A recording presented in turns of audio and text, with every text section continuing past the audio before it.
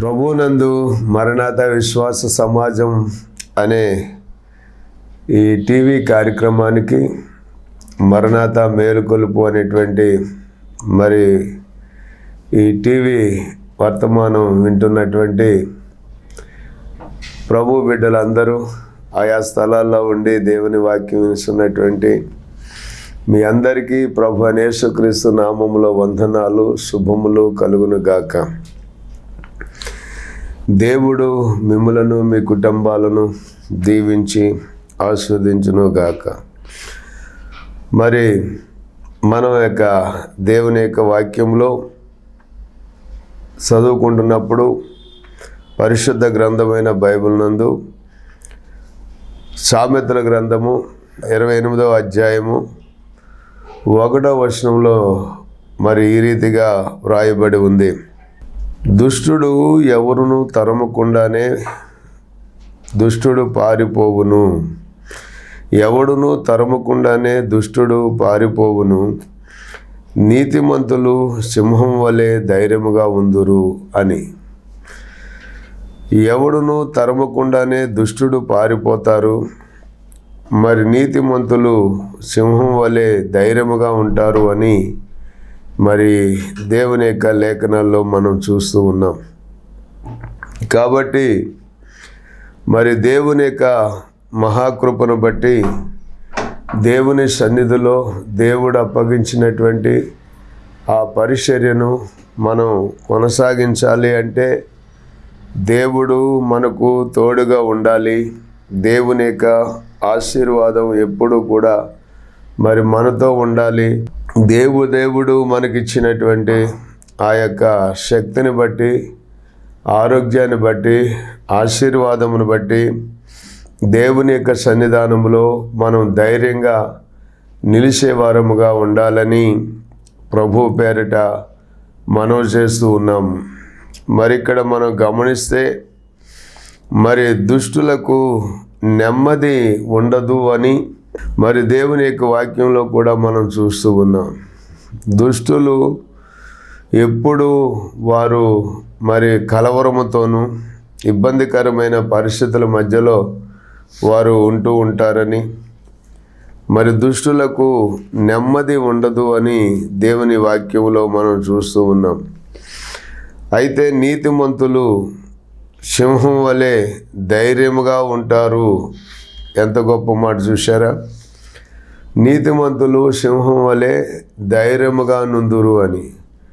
మరి పరిశుద్ధ గ్రంథమైన బైబిల్లో 92వ కీర్తన 12వ వచనంలో మనం చదివినప్పుడు, నీతిమంతులు ఖర్జూర వృక్షం వలె మొవ్వు వేయుదురు, లెబానోను మీది దేవదారు వృక్షం వలె వారు ఎదుగుదురు.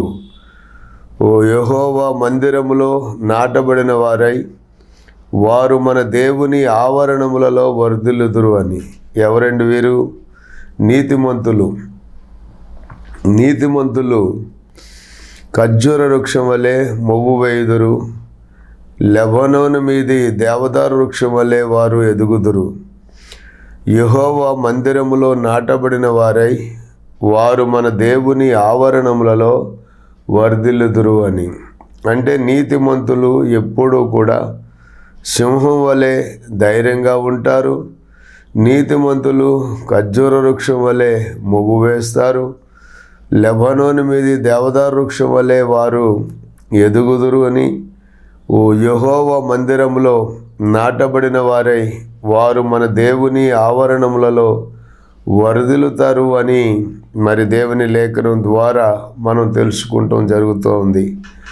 మరి దేవుడు మరి నీతిమంతుని జీవితాన్ని ఆ విధంగా ఆశీర్వదించినటువంటి సందర్భాన్ని మనం చూస్తూ ఉన్నాం. అలాగే నీతిమంతులకు దేవుడిచ్చేటువంటి ఆశీర్వాదాలు మరి మనం గమనించినట్లయితే లేవియా కాండము 26వ అధ్యాయము 7వ వచనం దగ్గర నుంచి మనం చదివినట్లయితే అక్కడ ఏమనుందంటే 6వ వచనం కూడా చదువుదాం. అక్కడ ఏమనుందంటే, ఆ దేశంలో నేను మీకు క్షేమమును కలుగజేసేదను, మీరు పండుకొనినప్పుడు ఎవడును మిమ్మును భయపెట్టడు. ఆ దేశంలో దుష్టమృగములు లేకుండా చేసేదను, మీ దేశములోనికి ఖడ్గము రాదు. మీరు మీ శత్రువులను తరిమెదరు, వారు మీ ఎదుట ఖడ్గము చేత పడెదరు. మీలో 5 100 మందిని తరుముదురు, 100 మంది 10,000 మందిని తరుముదురు. మీ శత్రువులు మీ ఎదుట ఖడ్గము చేత కూలుదురు. ఏలయనగా నేను మిమ్మును కటాక్షించి మీకు సంతానమిచ్చి మిమ్మును విస్తరింపజేసి మీతో నేను చేసిన నిబంధనను స్థాపించెదను. మీరు చాలా కాలము నిలువై ఉన్న పాతగిలిన ధాన్యమును తినెదరు. కొత్తది వచ్చినను పాతది మిగిలియుండును. నా మందిరమును మీ మధ్య ఉంచెదను, మీ యందు నా మనసు అసహ్యపడదు. నేను మీ మధ్య నడిచెదను, మీకు దేవుడునై ఉందను, మీరు నాకు ప్రజలై ఉంటారు అని దేవుడు మరి ఈ ఆశీర్వాదపు వాగ్దానపు వాక్యాలు మరి నీతిమంతులైనటువంటి వారికి దేవుడు సిద్ధపరిచినటువంటి దీవెనలుగా మనం గమనిస్తూ ఉన్నాం. మీరు ఆ దేశంలో మీకు క్షేమము కలుగజేస్తానని, మీరు పండుకొనినప్పుడు ఎవడును మిమ్మును భయపెట్టడు. ఆ దేశంలో దుష్టమృగములు లేకుండా చేస్తాను, మీ దేశంలోనికి ఖడ్గము రాదు. మీరు మీ శత్రువులను తరుముతారు, వారు మీ ఎదుట ఖడ్గము చేత పడెదరు. మీలో 5 100 మందిని తరుముదురని, 100 మంది 10,000 మందిని తరుముదురని, మీ శత్రువులు మీ ఎదుట ఖడ్గము చేత కూలుదురని. ఏలయనగా నేను మిమ్మును కటాక్షించి మీకు సంతానమిచ్చి మిమ్మును మరి విస్తరింపజేసి నేను చేసిన నిబంధనను మీతో స్థాపిస్తాను అని చెప్పి దేవుడు మరి వాగ్దానమును నీతిమంతుల జీవితంలో నీతిని మరి కనపరుస్తూ ఉన్నటువంటి మరి వ్యక్తులకు, విశ్వాసులకు మరి ఆశీర్వాదపు వచనాలు దేవుడు కలుగు చేసిన సందర్భాన్ని మనం చూస్తూ ఉన్నాం. ప్రియమైన దేవుని బిడ్డలారా, మనం కూడా దేవుని యొక్క సన్నిధానములో నీతిగా జీవిస్తూ, దేవునిని అనుసరిస్తూ, దేవుని వాక్యమును మరి దేవుని సన్నిధిలో ఉన్నది ఉన్నట్లుగా మరి అనుసరించి నడుచుకున్నప్పుడు దేవుడు మనకు ఏ లోటు రాకుండా ఆయన సర్వ సమృద్ధి దీవులతో నింపి మనను బలపరిచి ఆశీర్వదించేటువంటి దేవుడుగా ఉంటూ ఉన్నాడు. మరి 3వ వచనంలో చెప్పాడు కదా, మీరు నా కట్టడలను బట్టి నడుచుకొని నా ఆజ్ఞలను ఆచరించి వాటిని అనుసరించి ప్రవర్తించిన ఎడల మీ వర్షాకాలములో మీకు వర్షమిచ్చేదను, మీ భూమి పంటలనిచ్చును, మీ పొలముల చెట్లు ఫలించును, మీ ద్రాక్ష పండ్ల కాలము వరకు మీ నూర్పు సాగుచుండును, మీరు తృప్తిగా భుజించి మీ దేశములో నిర్భయముగా నివసించెదరు అనే మాటను దేవుని యొక్క దీవెనగా మనకు అందిస్తూ ఉన్నారు. ప్రియ దేవుని బిడ్డలారా, దేవుని మాటలకు లోబడినప్పుడు, దేవుని వాక్యమును విని దాన్ని అనుసరించి నడుచుకున్నప్పుడు ఈ దీవెనలన్నీ మన మీదకి వచ్చి మనకు ప్రాప్తిస్తాయని మరి ఈ ద్వితీయోపదేశకాండములో 28వ అధ్యాయములో 1వ వచనం నుంచి 14వ వచనాల వరకు ఆ దీవెన ఆశీర్వాదాలతో కూడిన వచనాలు మనం చదువుకుంటూ మరి దేవునిని ఎంతగానో స్తుతిస్తూ గణపరుస్తూ ఉన్నాం. మరి నీతిమంతుని యొక్క జీవితంలో దేవుడు చేస్తున్నటువంటి ఆశీర్వాదాలను బట్టి నీతిమంతులు ఎప్పుడూ కూడా మరి సింహం వలె ధైర్యంగా ఉంటారని, నీతిమంతులు ఖర్జూర వృక్షం వలె వారు మొవ్వు వేస్తారని, నీతిమంతులు ఎల్లప్పుడూ కూడా దేవుని యొక్క సన్నిధిలో జీవిస్తూ మరి దీవెనకరంగానే ఉంటారని, ఏ కొదువ కొరత లేకుండా దేవుని యొక్క ఆశీర్వాదములతో వారు నింపబడుతూ ఉంటారని దేవుని వాక్యాన్ని మనం చూస్తూ ఉన్నాం. అయితే లేవియా కాండము 26వ అధ్యాయము 14వ వచనం దగ్గర నుంచి మనం చదివినప్పుడు అక్కడ ఏమని ఉందంటే, మీరు నా మాట వినక నా ఆజ్ఞలన్నిటినీ అనుసరింపక నా కట్టడలను నిరాకరించిన ఎడల, నా ఆజ్ఞలన్నిటినీ అనుసరింపక నా నిబంధనను మీరునట్లు మీరు నా తీర్పుల విషయమై అసహించుకొనిన ఎడలను, నేను మీకు చేయనదేమనగా మీ కన్నులను క్షీణింపజేయునట్టు, మీ ప్రాణమును ఆయాసపరుచునట్టు, తాపజ్వరము క్షయ రోగమును మీ మీదికి రప్పించెదను. మీరు విత్తిన విత్తనములు మీకు వ్యర్థములగును, మీ శత్రువులు వాటి పంట తినెదరు. నేను మీకు పగవాడునగుదును, మీ శత్రువుల ఎదుట మీరు సంపబడిదరు. మీ విరోధులు మిమ్మును ఏలెదరు. మిమ్మును ఎవరును తరమకపోయినను మీరు పారిపోయేదరు. ఇవన్నీ సంభవించినను మీరింకా నా మాటలు వినని ఎడల, నేను మీ పాపములను బట్టి మరి ఏడంతలుగా మిమ్మును దండించెదను అని మరి దేవుడు మాట్లాడుతూ వచ్చారు. చూశారా, దేవుడు మనల్ని ఏం చేయమంటున్నాడు? ఆయన మాటను విని ఆ మాట ప్రకారముగా జీవిస్తే మనకు దేవుని యొక్క ఆశీర్వాదములు ధారాళముగా మన మీదకిని, మన పిల్లల మీదకిని, మన పొలముల మీదకిని, మన పాడి పంటల మీదకిని, మనకున్నటువంటి వస్తువాహనాల మీదకిని, మన ఉద్యోగ వ్యాపారాల మీదకిని దేవుని యొక్క దీవెన, దేవుని యొక్క ఆశీర్వాదము, దేవుని యొక్క సమృద్ధి మన జీవితంలో మనం చూడగలుగుతామని, మరి అటువంటి సమృద్ధిని మనం అనుభవిస్తూ దేవుని యొక్క నామాన్ని మహిమపరిచే వారముగా మనం ఉండాలని దేవుడు కోరుతూ ఉన్నాడు. అయితే మీరు నా మాట వినని ఎడల అంటున్నాడు. దేవుని మాట వినకపోతే ఇదిగో ఈ విధమైనటువంటి భయములన్నీ, ఈ విధమైనటువంటి అనారోగ్యాలన్నీ, ఈ విధమైనటువంటి బలహీనతలకు మనం గురి కావలసి వస్తుందని మరి 14వ వచనం దగ్గర నుంచి మనం ఈ లేఖనాలు చదువుతున్నప్పుడు ఇవన్నీ కూడా మనకు ప్రతికూలమైనటువంటి పరిస్థితులుగా మనకు కనపడుతూ ఉన్నాయి. ప్రియ దేవుని బిడ్డలారా, దేవుని మాటను విని దాన్ని అనుసరించి జీవించిన నాడు మనకు ఏ తెగులు మన గుడారము సమీపించదని, మరి ఒకవేళ మన జీవితాల్లో ఏవైనా అనారోగ్యాలు, బలహీనతలు, మరి ఈ శారీరకమైన రుగ్మతలు మనల్ని వెంటాడినట్లయితే వాటన్నిటిలో నుంచి ప్రభువు నిన్ను స్వస్థపరుచు యెహోవాను నేనే అని చెప్పారు. ఐగుప్తీయులకు కలుగు చేసిన రోగాలలో ఏది మీకు రానియను, నిన్ను స్వస్థపరిచే యెహోవాను నేనేనని ప్రభువు చెప్పారు. కనుకనే ఆయన మాట ఇచ్చి మాట తప్పేవాడు కాదు. ఆయన చెప్పినది చెప్పినట్లుగా చేయటానికి సమర్థుడైనటువంటి దేవుణ్ణి మనం కలిగి ఉన్నాం. కాబట్టి ప్రియ దేవుని బిడ్డలారా, దైవ సాన్నిధ్యములో జీవిస్తున్నటువంటి మనము దేవుని మాటకు లోబడి మనం జీవిస్తే దైవాశీర్వాదాలు మెండుగా మనం పొందుకుంటామన్నమాట.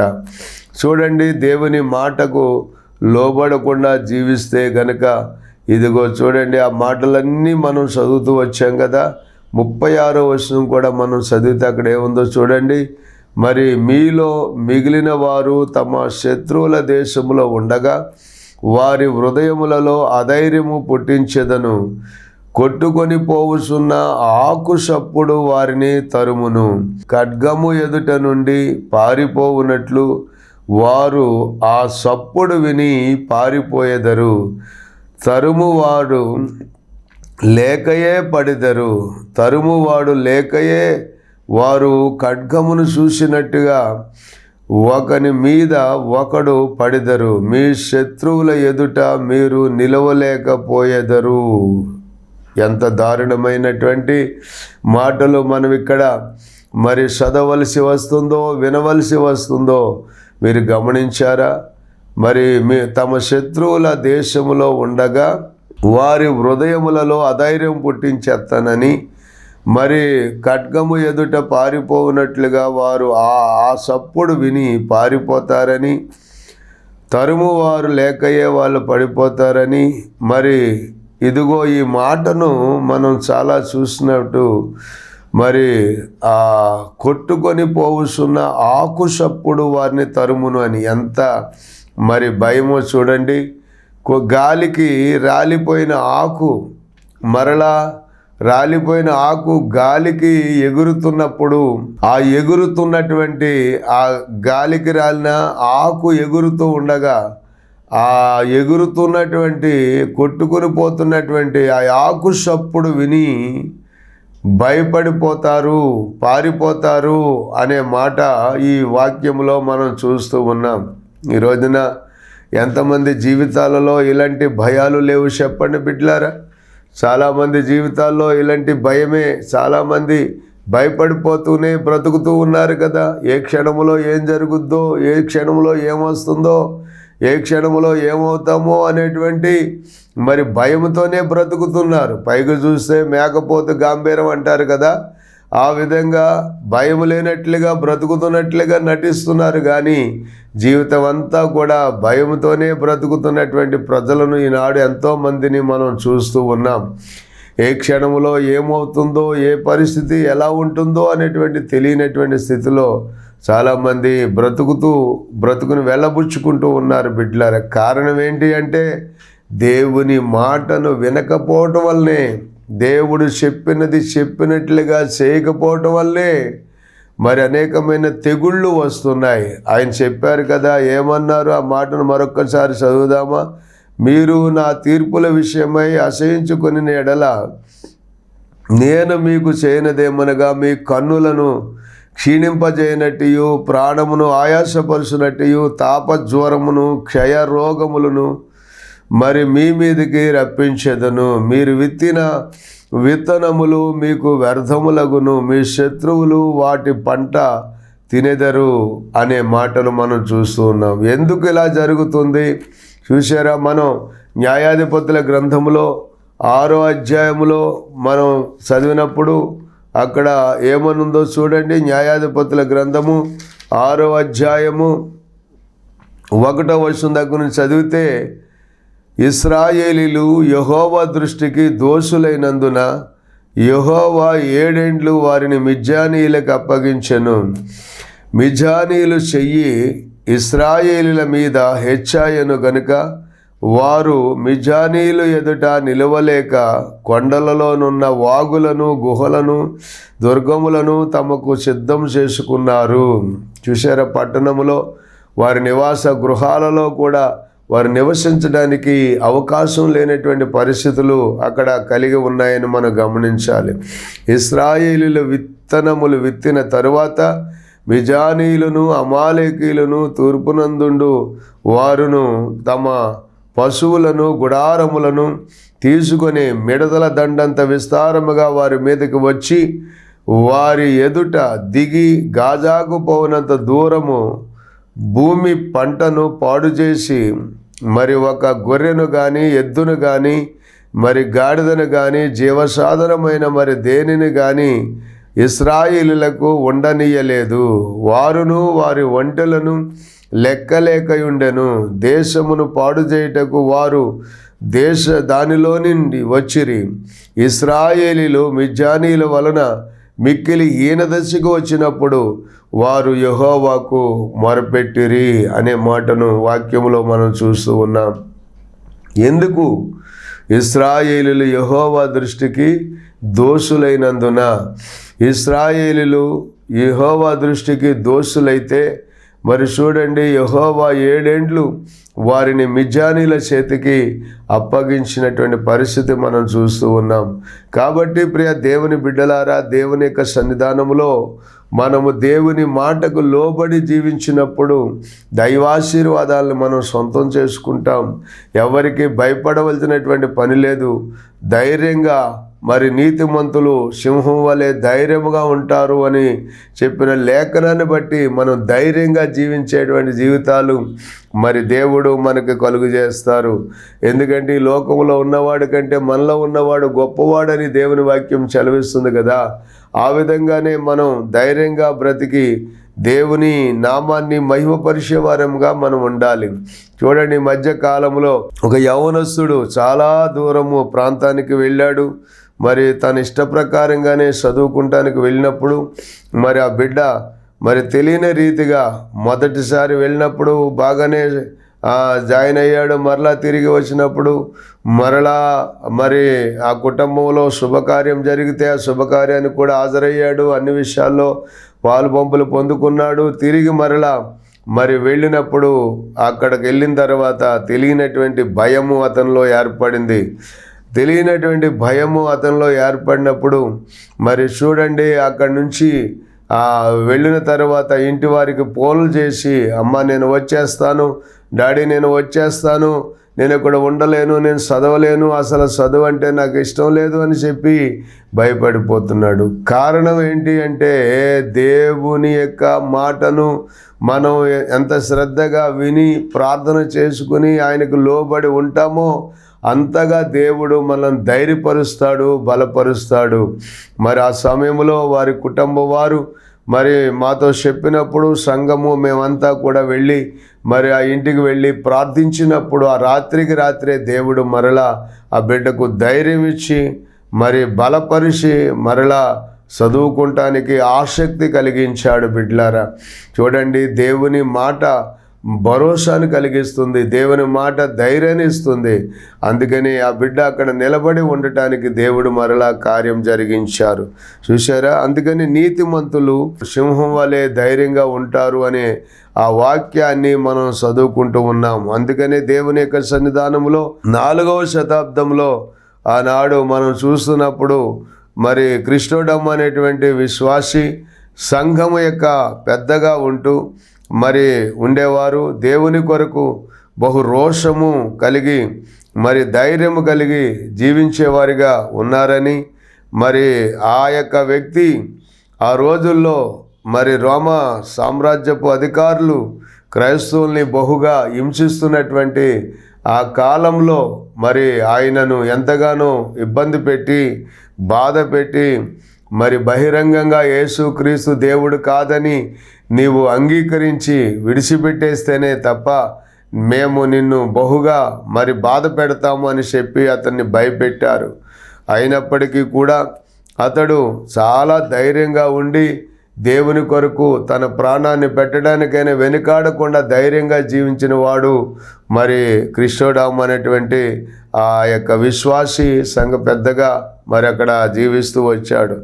అయితే వాళ్ళు ఏమన్నారంటే, నువ్వు యేసుక్రీస్తుని విడిచిపెట్టాలి, లేకపోతే నిన్ను మరి దేశ బహిష్కరణ, రాజ్య బహిష్కరణ చేస్తాము అని చెప్పి అన్నప్పుడు ఆయన అన్నాడు, ఏమన్నాడంటే, రాజా నన్ను ఈ రాజ్యము నుండి నీవు బహిష్కరించలేవు అన్నాడు. ఎందుకనంటే నా తండ్రి ప్రపంచానికి ఆ అధినేతగా ఉన్నాడు, ఆయనే మరి ప్రపంచ అధినేత కాబట్టి చక్రవర్తిగా ఉన్నాడు కాబట్టి ఆయన రాజ్యములో నుండి నీవు నన్ను బహిష్కరణ చేయలేవు అన్నాడు.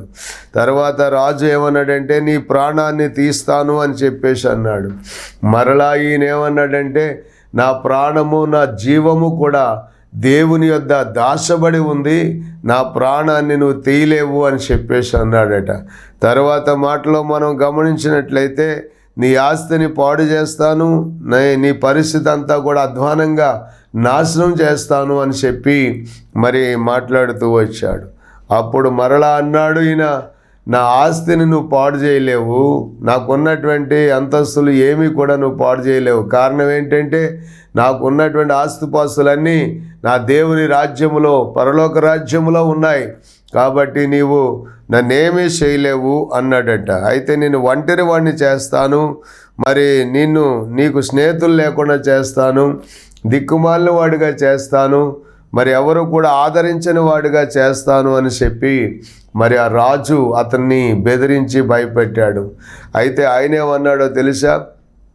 మరి నా యేసయ్య నా స్నేహితుడిగా ఉన్నాడు, ఆయనే నాకు మంచి స్నేహితుడిగా ఉన్నాడు.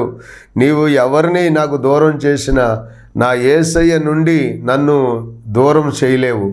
ఎందుకంటే మరణమైనను జీవమైనను, ఇదిగో కరువైనను ఖడ్గమైనను వస్త్రహీనతైనను ఉపద్రవమైనను మరి ఏదైనను కూడా నా దేవుని నుండి, నా ప్రభువు నుండి నన్ను ఏది కూడా ఎడబాప నేరదు అని చెప్పి అన్నాడంట. ఎంత గొప్ప మాట చూశారా?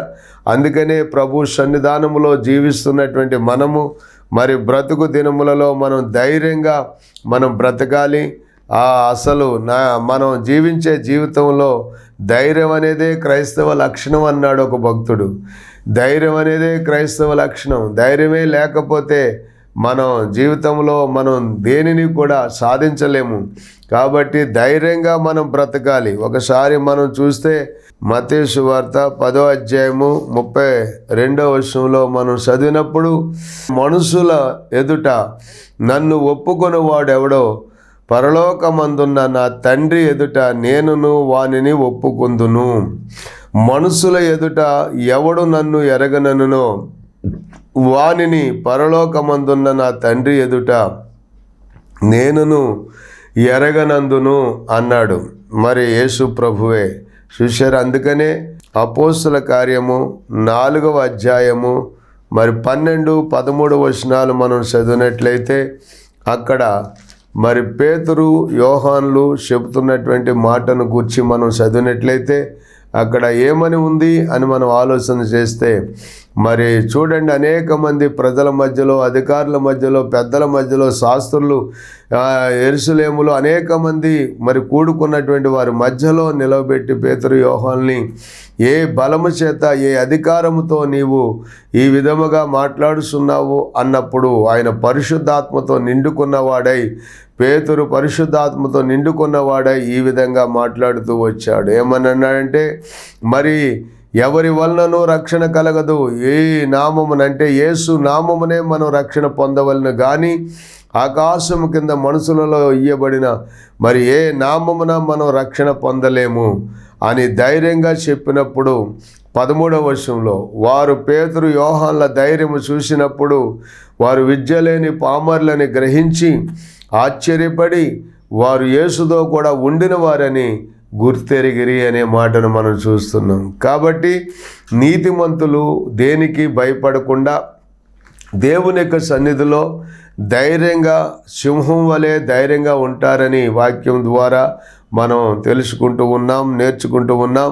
కాబట్టి అందరూ విశ్వాసులైనటువంటి వారందరూ కూడా ఈ లోక రాజ్యములోంచి మనం వెలివేయబడినా త్రోసివేయబడినా దేవుని యొక్క రాజ్యం మన కొరకు సిద్ధంగా ఉంది.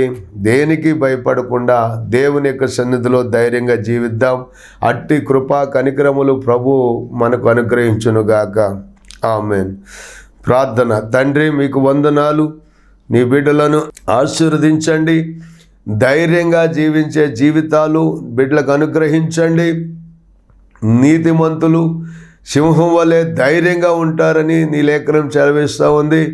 నీతిమంతులు నాయన ఖర్జూర వృక్షం వలె మొవ్వు వేస్తారని, వారు లెబానోను దేవదారు మీదే నాయన మరి దేవదారు వృక్షం వలె వారు ఎదుగుతారని, మరి వారు మన దేవుని ఆవరణంలో నాటబడిన వారై వారు వర్ధిల్లుతారని నీ లేఖనం చదివిస్తుంది.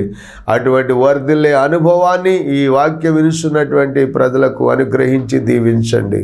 యేసు నామములో ప్రార్థిస్తున్నాం మా పరమ తండ్రి. ఆమెన్. దేవునికి స్తోత్రాలు. మీ అందరికీ వందనాలు.